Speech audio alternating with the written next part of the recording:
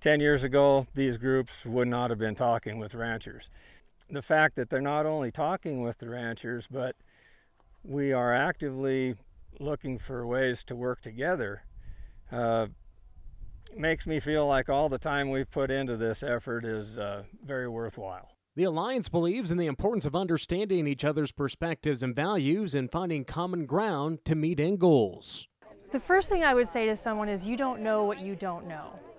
So I came into this work listening to the ranchers. I wanted to know and understand from them what the reality's like, what their operations are like, what are the challenges that they face, how do they overcome those challenges, and what ways can we work with them to help them meet those challenges. I'm able to take that information back to my organization, to our membership, and share that so that we can kind of dispel and eliminate that message of public ranching is a bad thing, that there's welfare ranching. Like, that's not the reality out here.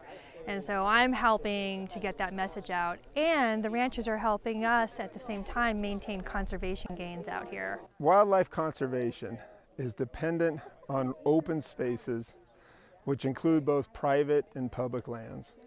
And if you don't have both pieces because of the seasonality of animal use of these lands, then we won't have the animal herds we have. And so for us to be successful in conserving Montana's wildlife resources, we need private land partners and public land partners to be able to achieve that. Well, in our valley, the vast majority of the open space are tied directly to federal grazing leases. If those ranches lose those federal grazing privileges, the lands on the valley floor will likely not be a viable operation, and many of them will be either sold to out-of-state people for a place to vacation that will be locked up. The locals won't hunt, they won't fish, or they could possibly be subdivided. With the open space comes the wildlife corridors, the amazing wildlife habitat, and the huge wildlife populations that we all enjoy today. By creating dialogue and having open minds, different groups are coming together to make sure that agriculture and land is conserved for generations to come. Reporting in Montana's Ruby Valley, I'm Lane Nordlund, MTN News.